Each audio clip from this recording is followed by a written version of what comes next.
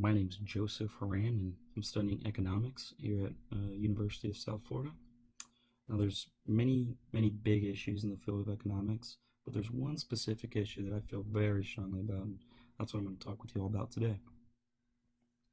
Now, wealth distribution in the U.S. and how uneven it is really started to gain traction in recent years, but it's going to require a lot more attention and effort in order to halt this trend or even turn it around. This issue especially affects certain racial and cultural demographics, so I think it's really important not to ignore that in order to fully understand and grasp the issue. Most people are aware there's a fairly large gap in wealth between the top couple percent of Americans and those that reside at or below the poverty level. But I think most people are unaware of how large that gap really is.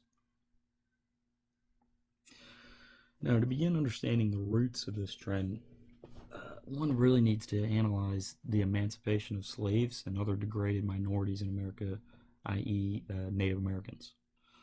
Now, prior to the Emancipation Proclamation, black persons in the United States were not considered full citizens and were therefore not allowed to own land, participate in voting, or pursue really any of their own endeavors at all. Now, the Emancipation Proclamation and the amendments that followed it shortly after were placed in with the purpose of abolishing slavery and to ensure equal citizenship for black and native males. It's important to know that this was not necessarily the case at all after, immediately after these amendments were placed in. Research has shown that slaves were promised land and in some cases farm animals in an attempt to remedy their years of slave work, But M.C. Miller actually wrote that it's estimated that if these grants were honored in the manner they were intended, blacks' starting average wealth would have been around 60% that of their white counterparts, which is important to consider when assessing the influence this could have placed on the generational transition of their wealth and poverty. So obviously, these promises were not honored or kept or anything like that. And I think what's really important to note about that is that not only now did these newly freed slaves have no tangible property or wealth to give to their children, but they had no knowledge of business or how to interact with financial institutions either. That's vital information. Another factor in this trend is the household structure. Now, social economic researcher Olympia Bover has actually done extensive research on the household structural differences between the U.S. and Spain specifically, and she says that this plays a huge part in wealth inequality.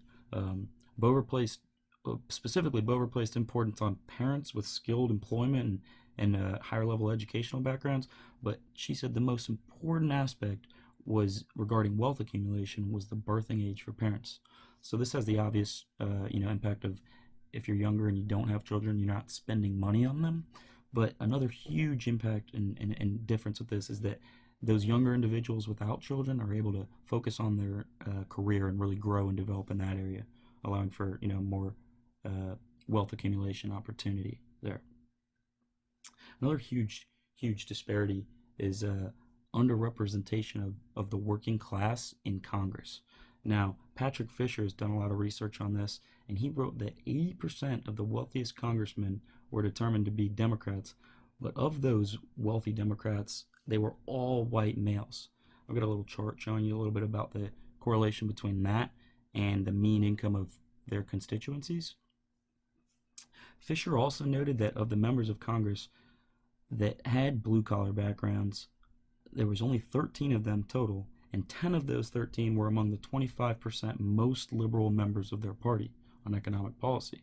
Now, this is a pretty clear sign that representation of these blue-collar households is not proportionate to their actual population within the voting body.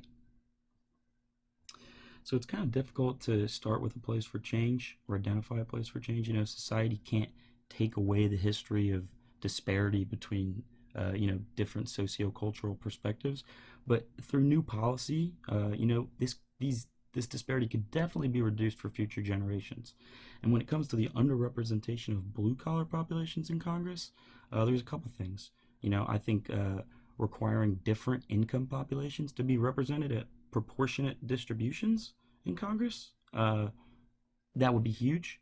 Another thing I think that might need to be focused on is that They need to ensure that Congress members aren't compensated at a rate that'll elevate them to a higher income bracket, because, as you could imagine, that would have a huge impact on how they vote.